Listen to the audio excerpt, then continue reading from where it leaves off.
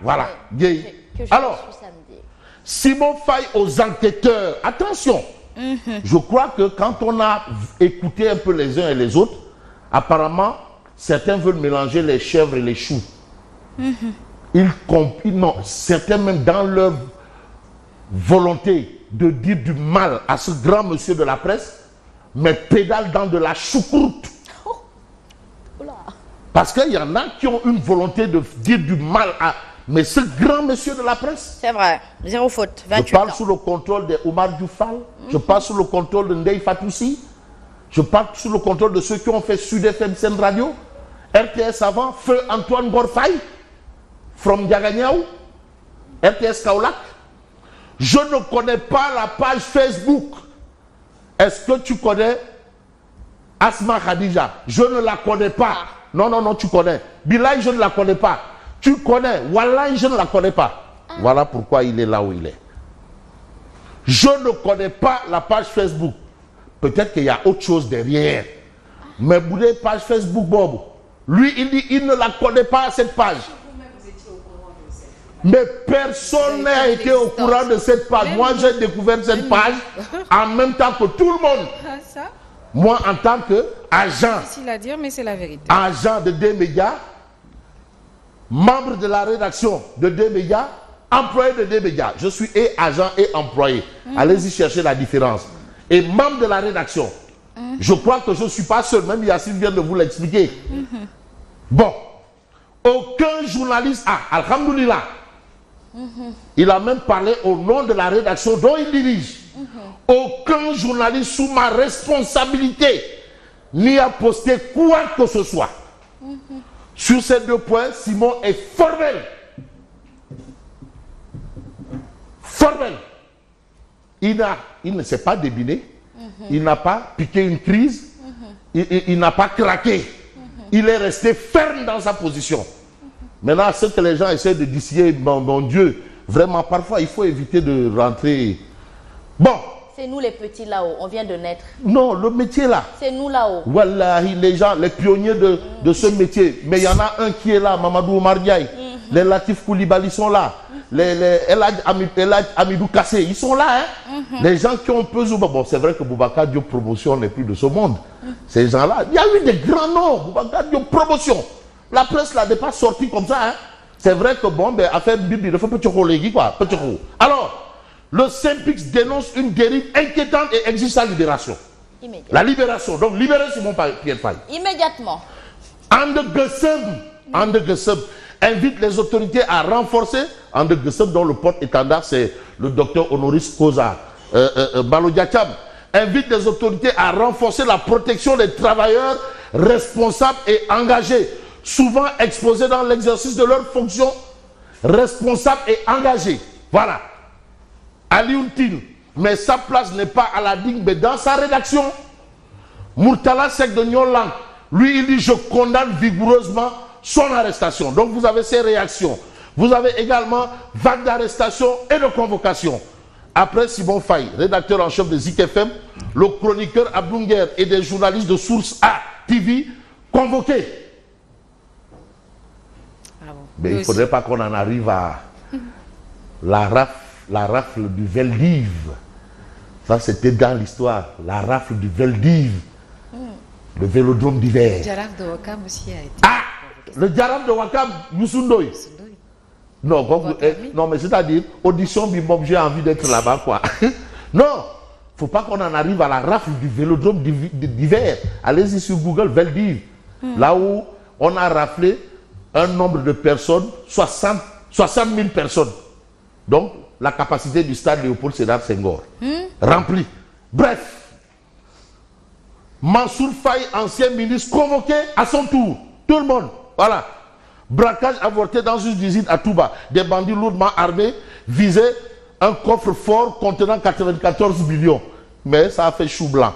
Bon, nous, on va rester toujours avec cette actualité. L'actualité, c'est quoi? Eh bien, c'est critique quotidien.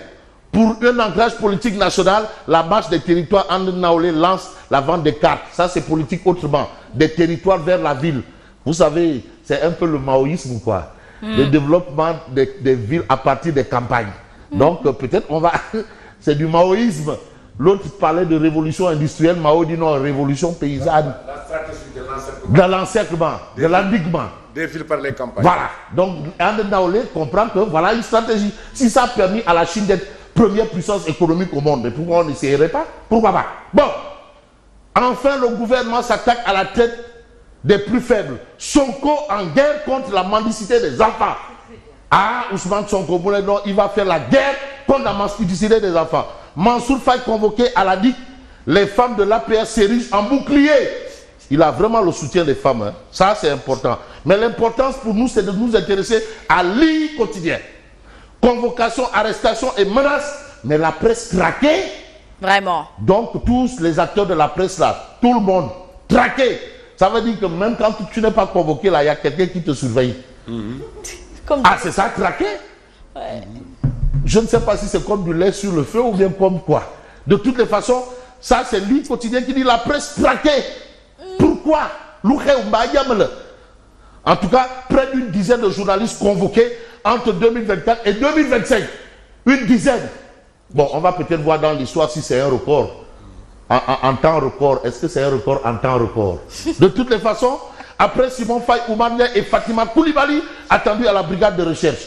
Mais l'histoire retient aussi l'affaire qui s'est passée à TFM. Il y a eu appel au boycott et menace d'attaque à TFM. Mais 2 personnes arrêtées. Où en sommes-nous par rapport à cette actualité? Ça, c'est des faits réels.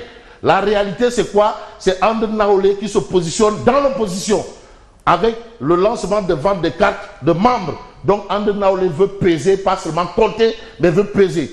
Actuellement, 5e force politique du Sénégal. Mais j'ai envie de prendre un journal quand même qui s'appelle Le Peuple Quotidien, qui parle au nom du peuple peut-être ou pas, je ne sais pas.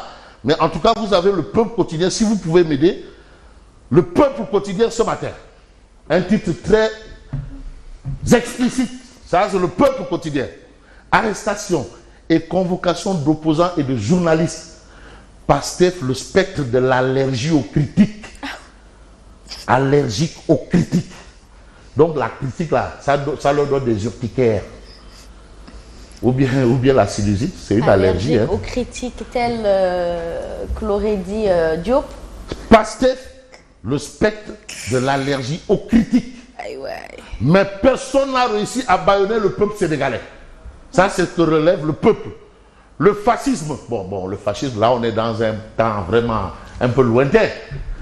Le fascisme, c'est quand même lointain, là. Hein? Ça s'apparente au fascisme. Hein? Au fascio-populisme même, disons. Voilà. Donc, c'est lointain qui... On ne va pas nous ramener l'ère des Mussolini et autres quand même. Ici, c'est le Sénégal. Ce ne sera pas possible. L'ère des Mussolini. Oui. Mussolini. Oui. Et qui encore? Il y avait Nero. Oui, non, Mussolini. Ouais, Mussolini. Oui, Franco. Franco, voilà, je voulais parler de Franco. Oui. De grâce, il ne faut pas ne continue plus avec le dernier nom là. Lui-même, c'était pire que du fascisme. Le dernier nom. Oui. Celui-là, l'allemand là. Oui. Ouais. Non, l'allemand là. Non, on n'en est pas encore. Non. Lui, on n'en est pas encore à la promotion de la race aryenne. Ah non. Bon. Et on ne sera pas là-bas. Mais on va voir un peu là où ça se passe. On va s'intéresser à Réumi Quotidien. Cérémonie de remise des corridors, samedi 10 mai 2025, King Fahd Palace Hotel. Le monde du cinéma et du théâtre en deuil. Ça, c'est une information aussi. Il s'agit d'un directeur pour en cacher un autre. Qui a tiré sa révérence. Un monument. Et adressons nos condoléances à Pape Faye, Ladior, et au Grand Ndiaye. Lamine Ndiaye et autres. Et à Gorgorlou, Baye Eli. From Tenguet, Baye Eli. Ah, bien sûr. Oui, Guéloir. Donc voilà un grand monsieur qui a vraiment été un artiste dans son art. Le monde du cinéma et du théâtre en deuil. Décès de Moustapha Diop, de Daraï Koch. Donc voilà un fait. Et moi je fais quoi? Je dis bonjour à Nanko qui a fait son apparition. Et je dis également bonjour à Mambaye, hein, l'homme de Rufisque, Rio Fresco. Rio Fresco, ah oui, cette grande ville-là. Alors, je vous dis merci et bonne continuation. Merci beaucoup à vous, Fabrice Nguema. Aïwa, bonjour à vous, Mambaye Ndiaye. Bonjour, Thialoumak. Bonjour,